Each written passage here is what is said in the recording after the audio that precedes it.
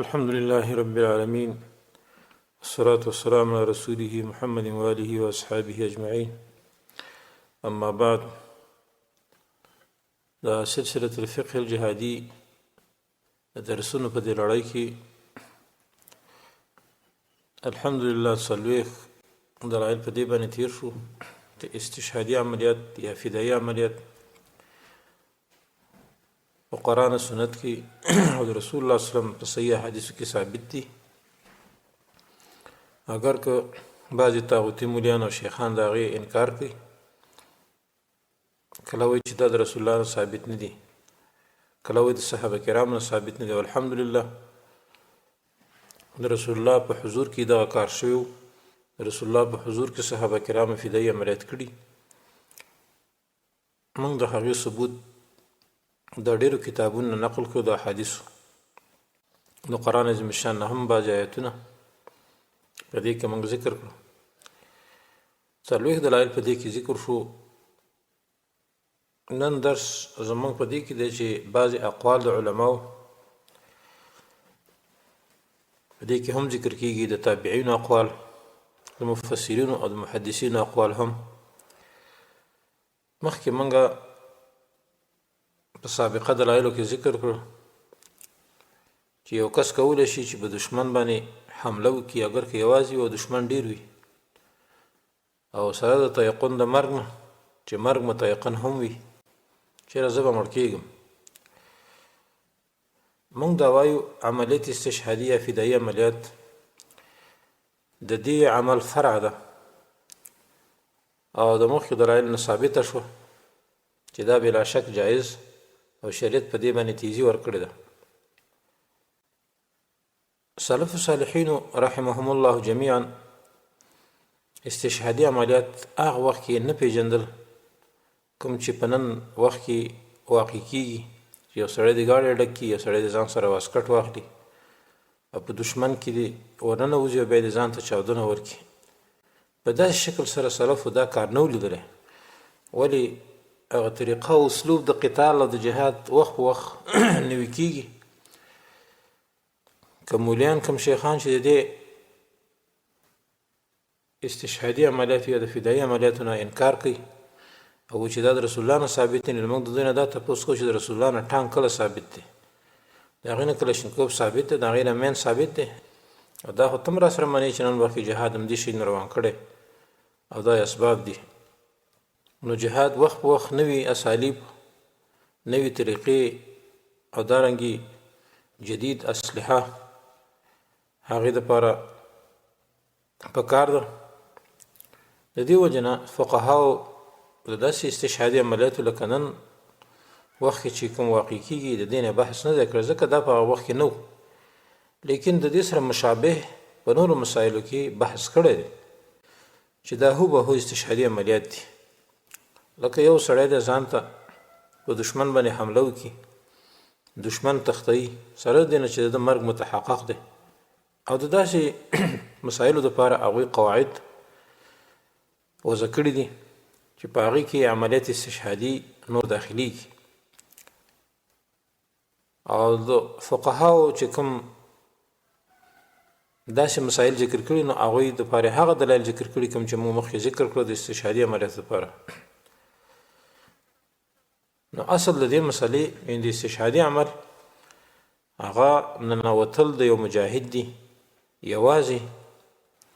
په یو لوی صف د دشمن کې چې د دشمن صف ډېر غټ وي او دی یو کس وي سره د تحقق او د تیقن د مرګ نه لیکن صرف فرق په منځ د دې عمل چې کوم فقهاو ذکر کړ چې دې ته انغماس وایي او د عملیات استشهادیو کې دا دی چې دا کوم منغمس چې ځان نه باسي د دشمن په صف کې دا ځان د دشمن پر لاس باندې شهید کوي او فدایي چې ځان په خپل لاس باندې شهید کوي په دې فرق لره اثر نه وي په حکم د مسله کې ځکه دواړو کې قتل دی دواړو کې شهادت دی دواړه ځان د دین دپاره وژني دواړه ځان د دین نه قربانوي نن به انشاءالله موږ په دې مسله باندې بحث وکړو د علماو اقوال د تابعینو اقوال به موږ ذکر کړو عبدالله بن مبارک کتاب الجهاد کې ذکر کړی دی، ابن ابي شیبه هم راوړي د مدرک ابن عوف الاحمسی نه. دی وایي زه د عمر فاروق رضی الله عنه سره ناست وم چې د نعمان ابن مقرن قاصد راغی. د عمر فاروق ددنه د خلکو تپوس وکړه چې حال د خلکو څه دی، دا د نهاون په ورځ باندې.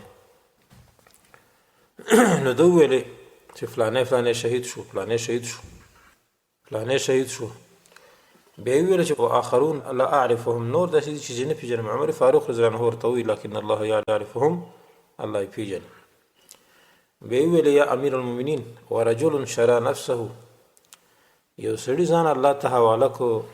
ځان یې شهید کو،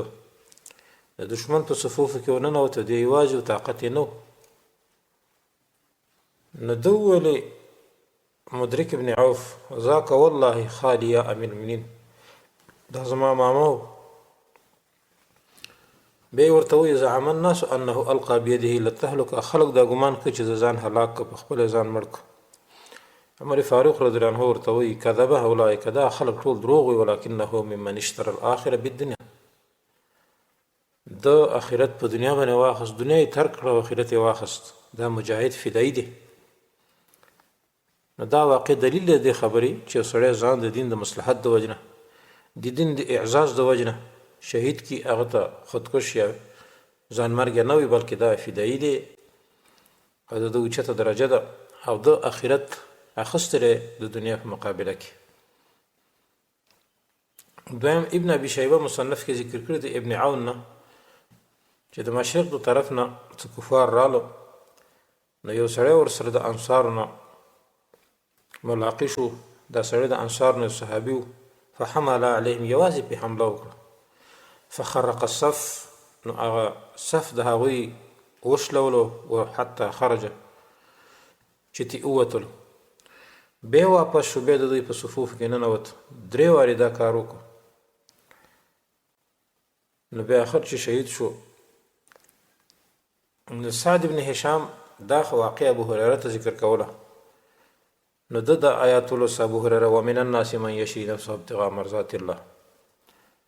اوس وګوره صحابه کرامو کې دا مشهوره وه چې استشهادي فدایي عملیات جایز دي، دا ځان وژنه نه ده. که ځان وژنه وی نو یو کس په دې دومره صفوف کې رانوتل او یو وارې نه 2 وارې نه بلکې 3 وارې مرګ هم متحقق چې دا سړی به وژل کېږي ضرور. لیکن ابو هریره د دې سړي صفت وکړو چې ویلي ومن الناس من یشري نفسه ابتغاء مرضات الله، بعضې د خلکو نه هغه څوک دي چې خرڅوي ځان نه د الله د رضا دپاره. دا هم دلیل دی خبرې دوستانو چې استشهادي عملیات د رسول الله صلی الله علیه وسلم په زمانه کې د صحابه کرامو کې، تابعینو کې، تبع تابعینو کې، دا ټولو کې مشهور. دا نه چې دا کې نه څه پټه خبره وه. دریم امام حاکم په کتاب تفسیر د مصدرک کې ذکر کړی دی، ابن ابي حاتم هم راوړي دی د ابو اسحاق نه، د برا رضی الله عنه نه، چې دته یو سړي ویل چې یا ابا عماره، دا قول الله تعالی چې ولا تلقوا بأيديكم الى التهلكه، الله فرمایي تاسو ځانونه مه ورځوئ زیات حرکت ته په خپلو لاسونو باندې. اهو الرجل یلقى العدو فیقاتل حتى یقتل، آیا دا هغه کس دی چې دشمن سره مخامخ شي او د دشمن سره قتال وکړي حتی یقتل، چې دی قتل کړی شي؟ قال برا ابن عازب رضی الله عنه ورته فرمایي لا ولکنه الرجل یذنب الذنب، دا هغه کس دی چې ګناه وکړي، ډېره ګناه کړي، فیقول اوی لا یغفره الله لی، چې الله ما ته بخښنه نه کوي. نو دا هغه کس دی چې ځان یې په زوره د هلاکت کندې ته وغورځوه. دا مجاهد نه دی، فدایي مجاهد چې تاسو دا آیت په هغه باندې تطبیقوئ. دا آیت د هغه چا باره کې دی چې یو سړی ډېره ګناه وکړي او دا ووایي چې الله ما ته بخښنه نه کوي. نو دا آیات په دې باندې پیش کول چې ځان به په زوره نه وژني، لکه بعضې مولیان او شیخان د دې آیت نه دا استدلال کوي. دا د الله په دین باندې ناپوهي ده، بلکې دا یو جهل دی، دا یو تحریف دی د الله د کلام چې دغه مولیان یې کوي او عوامو ته دا ښیي چې ګوره الله خو وایي چې تاسو ځانونه په زوره مه وژنئ. نه، صحابه کرام د دې په تفسیر باندې ښه پوهېدل، ځکه هغوی ټول مشهود بالوحي وحی چې براتله هغوی به ته حاضر هغوی پې ښه پوهېږي ته پې څه پوهېږي په دې آیت باندې څلورم روایت د ابن عساکر کې راځي ابو اسحاق وایي ما د باران نه واورېدل چې د یو سړي د سوال جواب یې ورکول سړي دا تپوس وکړو دې آیت باره کې ولا تلقوا بأیدیکم الی التهلکه نو دغه سړي دې بارا ته وویل چې هو رجل یحمل علی الکتیبه وهم الف والسیف بیده زرو کسانو یو کس حمله وکړي او تورې په لاس کې وي قال لا ولكن الرجل يصيب ذنبه فيلقى بيده ويقول لا توبة لي دا کس نه چې په زرو کسانو حمله وکړه دا خو شهید دی فدایي دی بلکې دې آیت نه مراد هغه کس دی چې سړی ګناه وکړي او ځان په زوره هلاکوي څه وایي لا توبة لي زما توبه نشته نو دا هلاکولي دا نه چې د مجاهد ته ته هغه هلاکونکي په ځان په زوره هلاکه دا آیت په دمه نه چسپانېږي پنځم نمبر کې امام ابن جریر په خپل تفسیر کې د حذیفه ابن عباس عکرمه حسن عطا سعید ابن جبیر ضحاک مقاتل وغیره ټول نه دا نقل کړي دي په دې آیات کې چې دا آیات د دې باره کې راغلی نه دی چې کوم دا خلک ګمان کوي امام ابن ابي شیبه مصنف کې ذکر کړي دي د مجاهد نه هغه اذا لقيت العدو فانهد فانما نزلت هذه الايات في النفقه کله چې دشمن سره ته ملاقات وکړي او دشمن سره مخامخ شي کلکو ته ودرېږه تیښته به نه کوي اگر که ته ووژلی شي ته فدایي بیا ځکه دا آیات د نفقې باره کې راغلی دی خلک په دې آیات باندې نه پوهېږي دا آیات په دغه مجاهد باندې چسپانوي ولا تلقوا بأیدیکم الی التهلکه دا آیات د نفقې باره کې راغلی چې تاسو نفقه نه خرج کوئ ځان نه مه هلاکوئ مجاهد مفسر دی د تابعینو وم نمبر کې امام ابن نحاس دمشقي مشاعر الاشواق کې لیکي او ډیرو خلکو ذکر کړي دي د قاسم بن مخیمره نه چې دا د تابعینو کې یو امام دی دی آیت په تفسیر کې ولا تلقوا بأیدیکم الی التهلکه دی وایي چې التهلکه ترک النفقه فی سبیل الله هلاکت څه ته وایي دی آیت کې چې خرچ د الله په لار کې نه کې بیا وایي ولو حمل الرجل على 10,000 لم يكن بذلك باس که یو کس په 10,000 کسانو د کافر باندې حمله وکړه دا په دې معنی اثبات نه کوي دا مجاهد او فدایي دی دا دلیل دوستانو دی خبرو چې مفسرین او محدثین ټول په دې اتفاق دي چې دې آیات کې هلاکت دا نه دی چې مجاهد ځان مړ کړي نه بلکې دا هلاکت پرې ښودل د نفقې دي چې د الله په لار کې خرچه نه کوي او یا مثلا یو سړی وایي چې زه دونه ګناهګار زما توبه نشته دا هم هلاکت د دې آیت کې لکه مخکینو محدثین او مفسرین چې موږ ذکر کړ اتم نمبر کې امام بهقي سنن کبرا کې لیکي امام شافعي رحمه الله فرمایي وې د نبی رسول الله والسلام په مخ کې به ډیرو کسانو یوازې په ډیرو جماعتونو د مشرکین باندې حمله کولې لکه یوم بدر نو دا دلیل دی خبره چې فی ذلک من الخير دې کار کې ډیر خیر دی هغه به شهید کړ شو دغه کس چې حمله به وکړه او امام بهقي به باب تړلی باب من تبرع بالتعرض للقتال نو دا هم دلیل دی خبره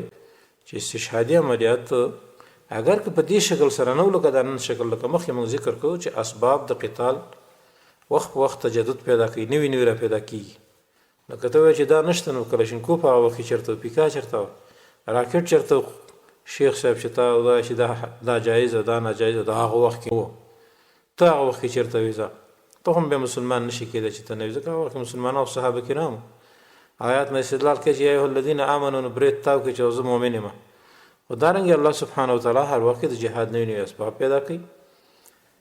دې وجه نه دا استدلال غلط دی د آیات نه چې دا ځان هلاکول دي نهم نمبر کې امام قرطبي تفسیر کې لیکلي دي او دا اصل د شرع چې د الله کوم ذکر کړی دی چې ان الله اشترى من المؤمنین انفسهم دا په من د مخلوق او د خالق کې هغه دا ده چې الله سبحانه وتعالی د دې مخلوق نه نفسونه اخلي دی وجنا چې دا نفس اخستل دوی لپاره انفع لهم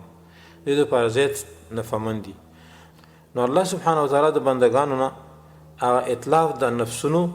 اطلاف د مالونو واخست د خپل اطاعت په لار کې چې زما اطاعت وکړي ځانونه تلف کوي مالونه تلف کوي ځان مړ کوي زما د رضا دپاره او الله سبحانه وتعالی د دوی په بدل کې جنت ورکړي عوض د هغې نه کله چې دوی دا کار وکړي نو دا ډېر لوی عظیم عوض دی نو ګویا کې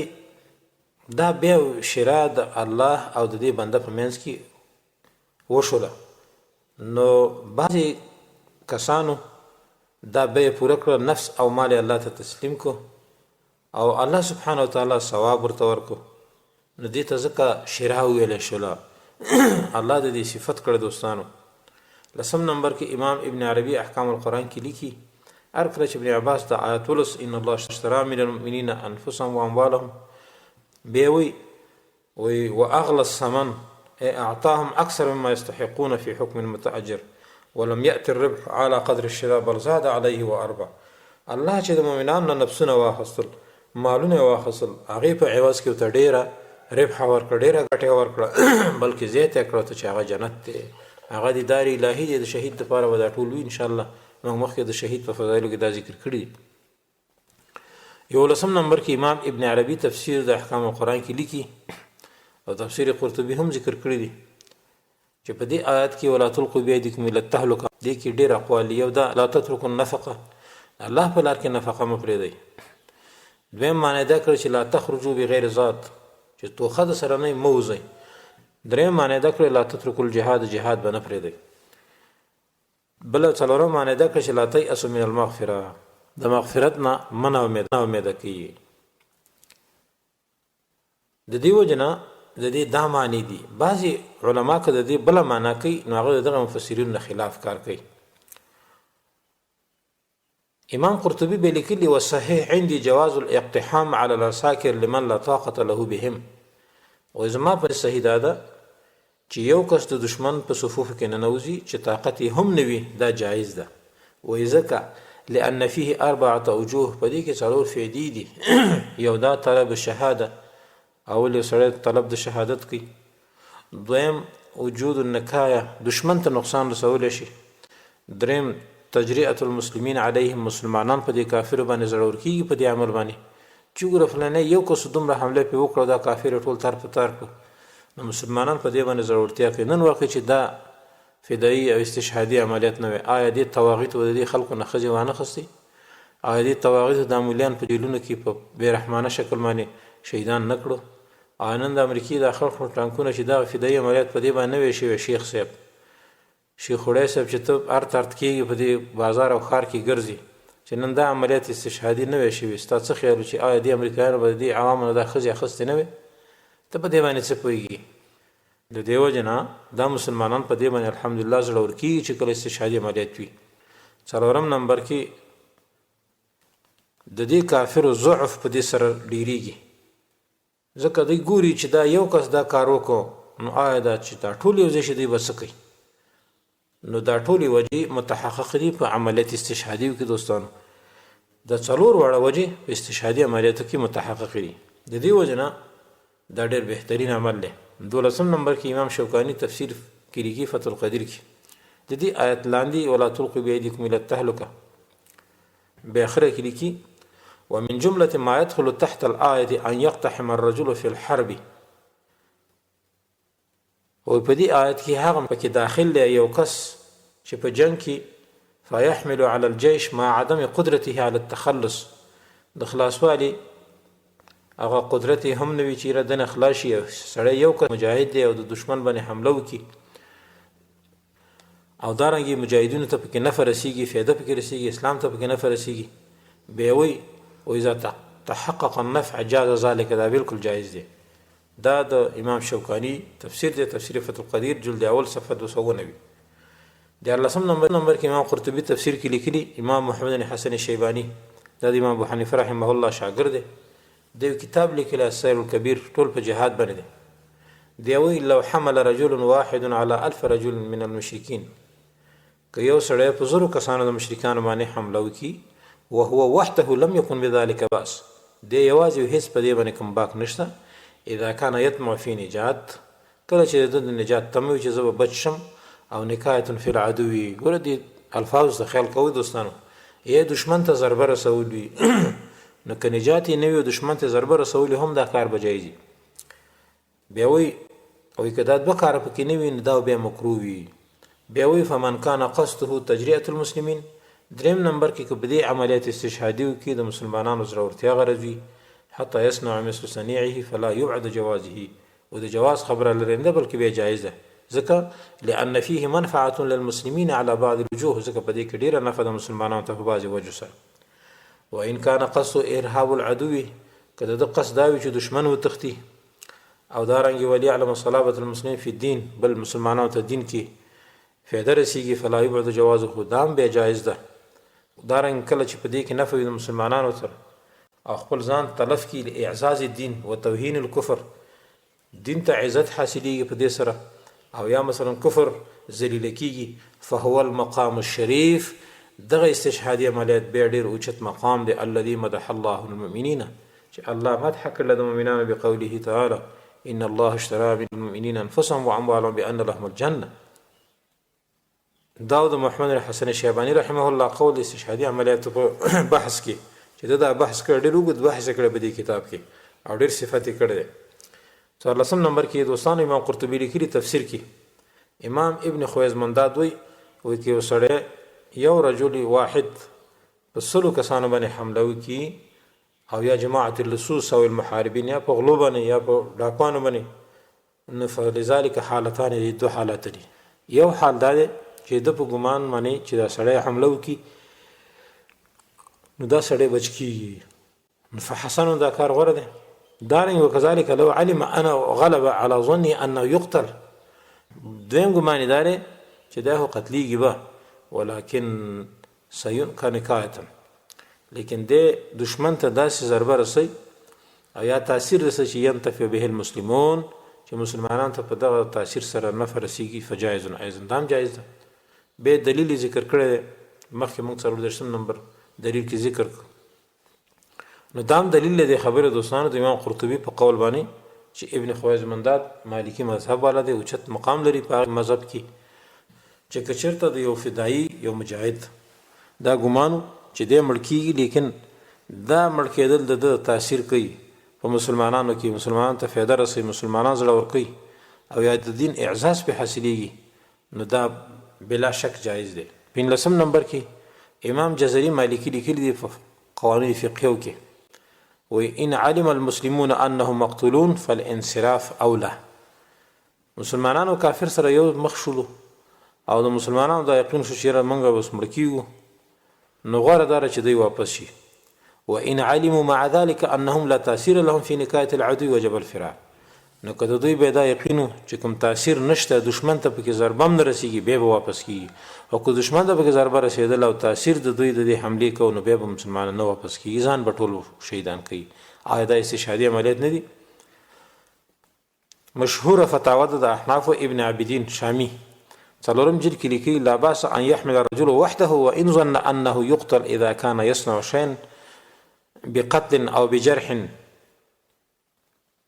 وای هیڅ باک نشته که یو سړی یوازې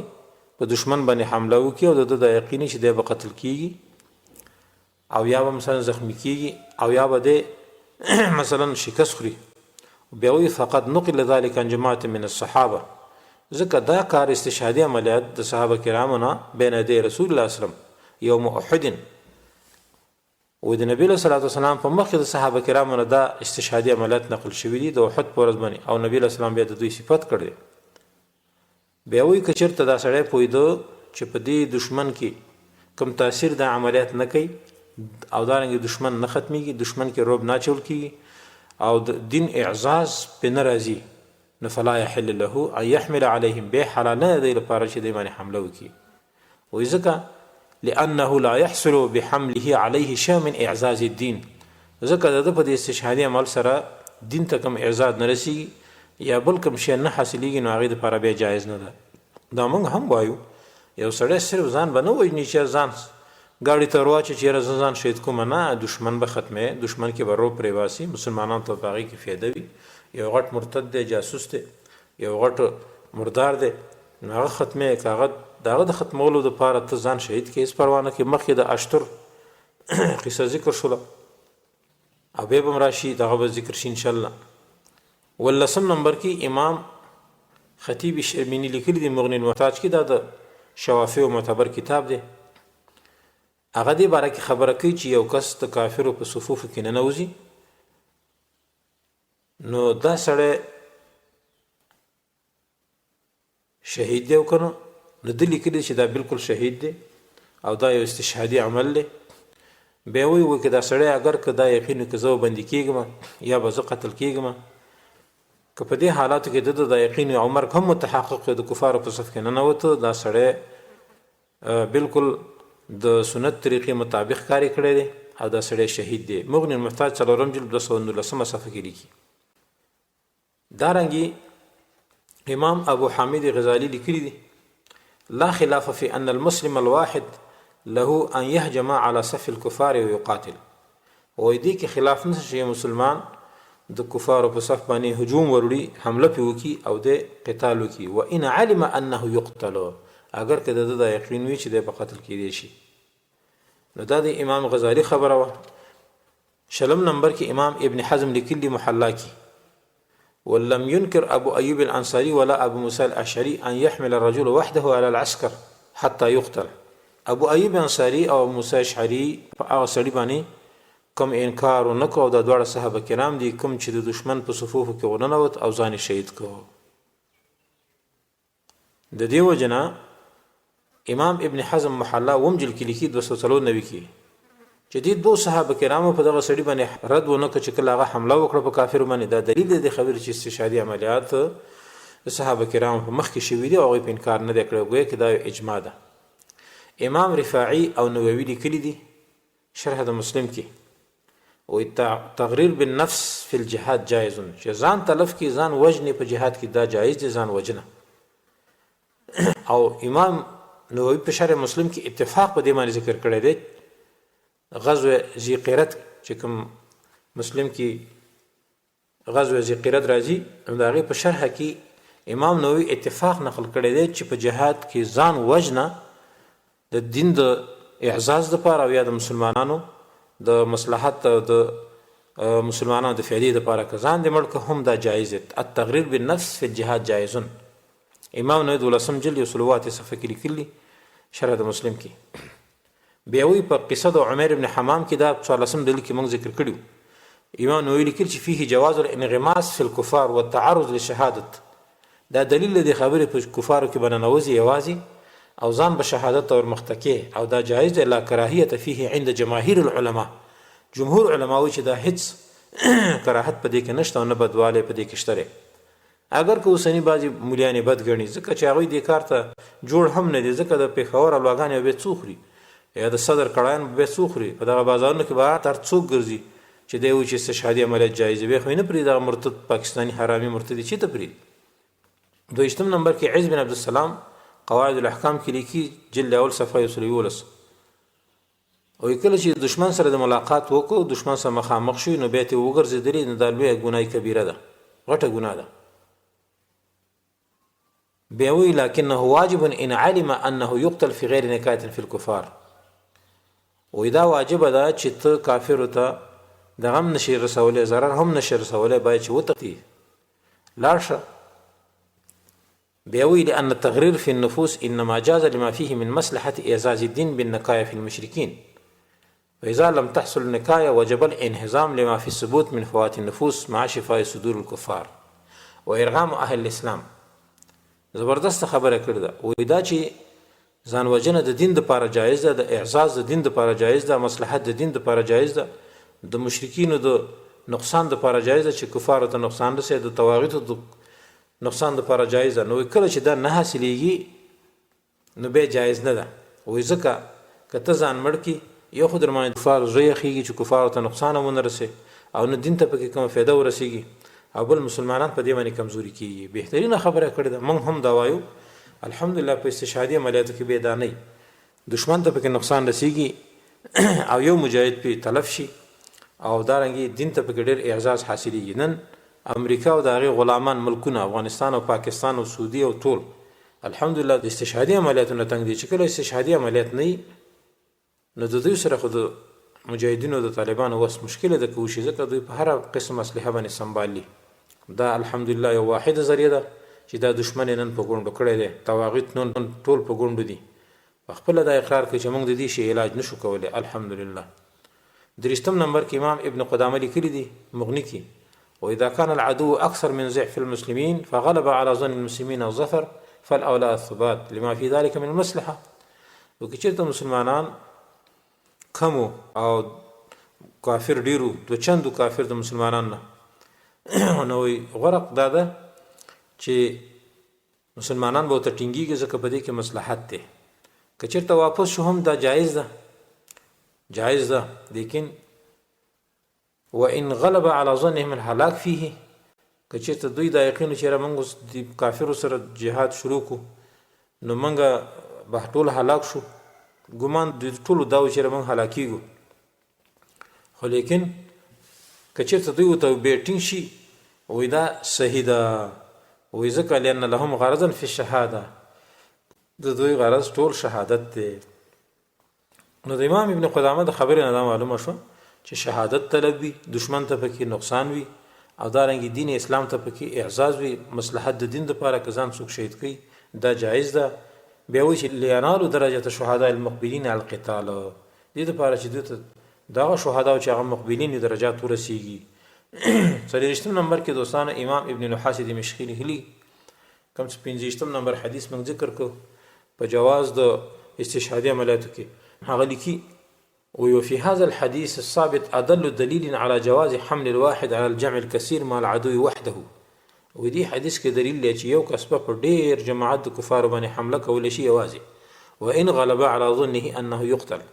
اگر که د ګمان وي چې دی به قتل کېدی شي. واذا كان مخلصا في طلب الشهاده، چې کله دی مخلص وي په طلب د شهادت کې، لکه څرنګه چې اخرم یاسدی رضی الله عنه دا کار نبی علیہ الصلوۃ والسلام په هغه باندې کوم انکار هم ونکړ، نه صحابه کرام په دې باندې کوم انکار وکړ، نه د دې کار نه دی منک. بیا وی بل فی الحديث دلیل علی استحباب هذا الفعل وفضله، بلکې په دې حدیث کې دلیل دی چې دا کار مستحب دی او د دې ډیر فضیلت دی، ځکه نبی علیہ الصلوۃ والسلام د ابو قتاده او سلمان بن اکوع مدح وکړه، او سره دې نه چې دې دواړو په دشمن باندې یوازې حمله کړې و، لیکن اخرم یاسدی صفت ډیر وکړه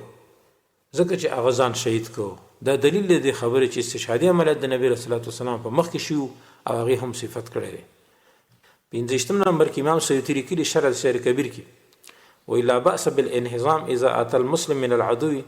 ما لا يطيقه، وی دې کې کوم باک نشته چې کله مسلمان راشي دشمن نه تېښته وکړي چې طاقت یې نه وي رادي شي خیر،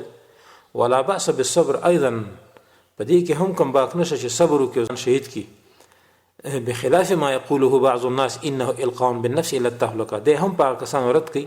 چې دې ته ځان وجنه وي، او دا خبره غلطه، بل في هذا تحقيق بذل النفس في سبيل الله تعالى، بلکې په دې استشهادي او فدیه عمل کې ځان خرج کول دي الله په لار کې، فقد فعله غير واحد من الصحابه، ځکه دا استشهادي عمل ډیرو صحابه کرامو کړی دي، منهم عاصم بن ثابت، بعض داونه عاصم بن ثابت رضی الله عنه ده، مخکې موږ د واقع ذکر کړل چې نور لسم دلیل کې تیر شو. نبی صلی الله علیه وسلم په د باندې ډیره ثنا ویل، ډیره مدح وکړه، او فعلمنا انه لا باس به، موږ پوښو چې دې کوم باک نشته. 28 نمبر کې امام صنعانی لیکلي سبل السلام کې حدیث د ابو ایوب انصاری کې هغه آیات تعویل چې کوم ولا تلقوا بيدکم الى التهلكه، د دې آیات په ځل کې لیکي وای چې د یو کس حمله د مسلمان مجاهد د خانه په ډیرو کافرانی جمهور علما وي په دې تصریح کړی ده کده د ګمانو چې انه يرهب العدو، چې دشمن به تختی او يجر المسلمين عليهم، یا مسلمانان په زړه ور کوي، او نحو ذلك من المقاصد الصحيحه فهو حسن، نو دغه عملیات استشهادي به ډیر نیک کار دی. دا هم دلیل دی خبره چې په استشهادي عمل کې به د غدري څلور خبره مد نظر نیول کیږي، یو دا چې دشمن تختیږي، دشمن کې رعب راځي، دویم دا چې مسلمانان په دې باندې زړه ور کیږي، دریم دا چې طرف د شهادت خالصه وي، او څلورم دا چې اعزاز د دین په دې سر راځي. نو د امام صنعانی لیکلي چې دا فهو حسن، ډیر زبردست کار دی، بهترین کار دی. بیا وی متا کان مجرد طهور، که صرف ځان وجنه فممنوع، موږ دا وایو چې صرف ځان وجنه موږ نه کوو، الحمدلله استشهادي عملیات چې څوک کوي هغه د دین په خاطر باندې کوي، ځان نه څوک تنګ نه دي. موږ دې مولیانو خټورو ته وایو چې تاسو یو ګوته د ځانه پرې کوئ، که تاسو نه رانیسئ چې ته وایې چې دا ځان وجنه ده، هغه د دین دپاره الحمدلله ټول نفس قربانوي. 20 نمبر کې امام شیخ الاسلام ابن تیمیه لیکلي مجموع الفتاوا 23 جلد 340 وی مسلم ذکر کړی دی امام مسلم په صحیح مسلم کې قصه د اصحاب الاخدود کوم چې څلورم دلیل کې تیر شو چې کوم غلام چې امر د خپل نفس په قتل باندې وکړو وی لاجل مصلحت ظهور الدین ځکه چې هغې کې مصلحت دا چې د دین ظهور وشي بیا وی امام ابن تیمیه رحمه الله ولهذا جوز الائمة الاربعه ان ينغمس المسلم في صف الكفار د دې وجنه جواز ورکړ څلورو امامانو دوستانو په استشهادي او فدایي عملیاتو باندې څلورو امامانو جواز فتوا ورکړل ان ينغمس المسلم في صف الكفار چې مسلمان په کفار په صفوف کې نه نوځي او ان غلب على ظنه انهم يقتلونه اگر کله دا ګمانو چې دا کافر به دی وجني اذا كان في ذلك مصلحه للمسلمين کله چې په دې کې د مسلمانانو یو مصلحت وي د دین مصلحت پکې وي واذا كان الرجل يفعل ما يعتقد انه يقتل به لاجل مصلحه الجهاد شیخ الاسلام لیکي چې کدا سړی دا کار کوي د عقیده وي چې دا کار د مصلحت د جهاد لپاره کوي مع ان قتله نفسه اعظم من قتله لغيره زره دینه چې د نفس ډیر لوی دی د نفس قتل ډیر لوی دی د قتل د غیر نه لیکن وكان ما يفزي الى قتل غيره لاجل مصلحه الدين خو د نفس تلف کیږي د دې لپاره چې مصلحت د دین پکې دی نو د دې وجنه دا بهترین عمل له شیخ الاسلام ابن تیمیه یو رساله په دې باندې لیکل الحمدلله موږ سره شته کې دي چې د هیڅ اثر نه وي هغه قاعده الانغماس في العدو وحده یو رساله ده تقریبا شپږ صفحې ده بهترین رساله ده شاید چې بعض شیخان هغه پټه کوي د دې وجنه چې استشهادي عملیات ثابت نشي الحمدلله د موږ سره شته به شیخ الاسلام ابن تیمیه رحمه الله ډیر دلایل په دې باندې ذکر کړی دي دا هم دلیل دی خبره چې شیخ الاسلام ابن تیمیه د څلور مذاهب نه دا نقل کړلی چې دا څلور مذهبونه وایي چې فدایي عملیات جایز دي اتهشتم نمبر کې قصه د عبد الله بن زبیر چې کوم مخکې ذکر کړه سره د قتل د اشهر نه دریدشتم نمبر کې ذکر شو دا دلیل په دې خبره مانی چې یو سړی ځان فدایي کوي د دین لپاره ځان وجني کله چې په هغې کې مصلحت وي سره د نه چې اشتر باغیو کافر هم نو عثمان رضی الله عنه باندې بغاوت کړو د عثمان رضی الله عنه دشمن خلق به تیزول د امیر المؤمنین عثمان رضی الله عنه په دشمنی باندې لیکن عبد الله بن زبیر چې کله د یوم الجمل کې په د باندې قابو من او دای ونیو او د یقین اسنه چې د بش نشینو غږ یو چې وقتلونی او مالکن ما مړ کړه د اشتر مړ کړه چې د فتنه ور کشف دا دلیل دی خبره چې د دین د مصلحت د وجنه د فتنې د ورکولو د وجنه چې د فتنه ور کشف فساد ور کشف شرک ختم شي طاغوت ختم شي نو که ځان د مړ که هم څه پروا نه کوي دا ډیر صریح دلیل دی دوستانو په دې باندې مصلحت د دین د وجنه نو دا رنګي د فدایي چې ځان ته انفجار وکړي په دې کې مصلحت د دین دی نو دا بالکل بلا چون چرا جایز ده ابن زبیر باندې یو صحابي هم رد ونکو چې ګوره ولې ته چې اقتلونی ما مړ کوي او بیا اشتر مړ که نو ملا صاحب یا شیخ صاحب چې ته چې یاره دا ناجایز ده نو ولې ده دا ویلې چې ما مړ کوي دا هم ځان وجنه ده کړ نو ته څنګه دته ځان مرګ وې که څنګه که د رسول الله صحابي او فدایي ورته وې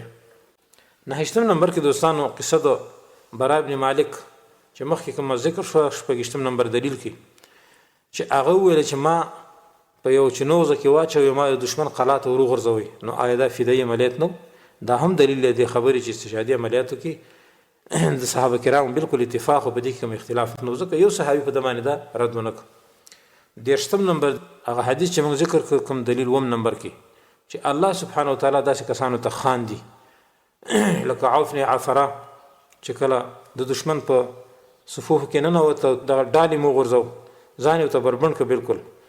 بغیر د زغرې نه او هېڅ شی نه چې دی بچ کړی وی د دشمن د ضرباتو نه نو دا دلیل دی خبرې چې فدایي عملیات جایز دي او فدایي ته الله خاندي یو دېرشتم نمبر کې دوستانو حمایت د دین چې دی چې کوم مجاهدین طالبان کوم د جهاد هغه لاره دوی اختیار کړل او د دین د حمایت دپاره دا کار کوي د اعلاء د کلمت الله دپاره دا کار کوي الله سبحانه وتعالی او دارنګه محمد صلی الله علیه وسلم موږ ته په دې دین کې هیڅ یو داسې شک نه دی پرېښی چې دا جایز دی او دا ناجایز دی بلکې هر مسله په دلایلو سره الحمدلله ثابته ده نو هر کله چې مجاهد ځان وجني د دین دپاره د دین د مصلحت دپاره د دین د اعزاز دپاره نو معلومه شوه چې د الله په کلام او د نبی اسلام په حدیثو کې دې باندې کوم منع نه دراغلي بلکې په دې باندې تیزی ورکړی ده بلکې نبی اسلام د خپل ځان د بچ کولو لپاره د احد په ورځ باندې هغه صحابه قربان کړل او دا دلیل د خصوصیت د نبی اسلام نه دی بلکې موږ دا ذکر کړو چې یو قائد د دین باندې سره ځان قرباني نو د دین د لپاره ځان قربانول په طریقه ولا سره پکار ده او دارنګي ابو طلحه چې د نبی اسلام سره ولاړ او غشه براته په هغه بلګیده او رسول الله ته ویل چې نحری دون نحرک دا هم دلیل دی په خبره باندې چې د دین د قائد د لپاره سره ځان وجنی او سره ځان فدای کی ځان شهید کی نو آیا د دین د لپاره به دا جایز نه دا ټول د دې دلیل دی دوستانو چې ځان د دین د لپاره قربانول دا استشهادي عمل دا بالکل بلا شک بلا شبهه جایز ده د علماء د اقوالونو دا معلومه شو چې یو کس کولای شي چې دشمن په صفوف کې نه نوځي اگر که د غالب ګمانداوي چې دی به قتل کیږي او دی به شهید کیږي دا د علماء او اقوال د تابعین اقوال لیکن جمهور علماء بیا دغه ننوتل د دشمن په صفوف کې په بعضی شروط سره مشروط کړی دا اول دا چې اخلاص بتا کې وین طلب د شهادت بوي دویم دا چې دشمن ته به نقصان رسیږي چې دشمن ته به نقصان نه دا کار باندې کې دریم دا دوستانو چې دشمن به تخته ستاده یره نه به تختی نن تاسو وګورئ دا کفار دا تواغیت دا مرتدین دا کلمه ګو مرتدین چې کوم د پاکستان حرامین دي یا د افغانستان دي یا د نورو طاغوتی حکومتونو دي الحمدلله نن ټول د فدایي نه دي او په خپل د وجه دي علاج موږ سره نشته الحمدلله ثم الحمدلله نو دریم نمبر کې دوی تخته کوي د دې عمل نه څلورم نمبر کې تقویت قلوب المسلمین د مسلمانانو د زړونو تقویت د مسلمانانو د جرأت یو سبب ګرځي امام ابن قدامه او امام قرطبی لیکلي دي چې یو سړی حمله کولی شي دشمن په صف نه نوتی شي اگر که نیت خالص ته شهادت وي صرف طلب د شهادت د لپاره فدایي عملیات کیدی شي هغوی دا نور شرطونه سره نه وي وایي که دشمن ته پکې نقصان رسي که نه رسیږي مسلمانان پې زړور کېږي که نه زړور کېږي خو صرف چې ستا نیت د شهادت وي ځکه هغه حدیث دلیل نیولی دی یطلب الموت مظانه یا یطلب القتل مظانه حدیث موږ ذکر کړی دی مسلم کې حدیث دی بیا وایي چې وللمجاهد فيه غرض چې مجاهد په دا غرض دا وي چې سړی شهید کېږي نو دا جایز ده وایي ځکه نبی علیه صلات وسلام او صحابه کرامو دا شرطونه نه دي لګولي کوم چې د جمهور لګولي دا څلور شرطونه کوم ما ذکر کړل دا د امام قرطبي او د امام ابن قدامه خبره ده دا بهترینه خبره ده خو خبره مې دی کې ده چې الحمدلله د فدایي عملیاتو د استشهادي عملیاتو او ثبوت د الله د کتاب نه د نبی صلی الله علیه وسلم د صحابه کرامو نه او د تابعین نه تبع تابعین نه د څلورو ائمو نه او د علماو د اقوال نه د محدثینو د مفسرینو د اقوال نه دا ثابت شو نو اوس که څوک استشهادي عملیات نه مني دا یا په استشهادي عملیاتو کې شک کوي او دې ته ځان مرګ وي او دې ته دا وایي چې د ځان په زوره هلاک او دا جایز نه دی او د رسول الله نه ثابت نه صحابه کرامو نه ثابت موږ مخکې ذکر کړ چې په داسې شکل نه دی ثابت چې هغه وخت ځکه بارود نو کلاشینکوف نو تم باید چې مجاهد باید چې اوس کلاشینکوف راوانه خلي دی بعض شیخانو په خله باندې ځکه چې هغه دا ثبوت نو کنه ته ماته د کلاشینکوف ثبوت پیدا کړ ټوپک پیدا کړ د بارود پیدا کړ نو څنګه نن مجاهدین دغه کارونه کوي دغه د جایز دي او څه کې دا د جایز نه چې ځان په واسکټ وتړي او یا ګاډي ډکې دشمن په صفوف کې نه نوځي او دغه تواغیت مردار کی د دې وجه نه دوستانو الحمدلله ثم الحمدلله بشمار دلایل په دې باندې ذکر شو د مزید تفصیل لپاره د شیخ الاسلام ابن تیمیه رحمه الله دغه رساله ته رجوع کول پکار دي الله دې موږ تاسو له عمل کول توفیق راکړي هذا واخر دعوانا ان الحمد لله رب العالمين وصلى الله تعالى على خير خلقه محمد واله واصحابه اجمعين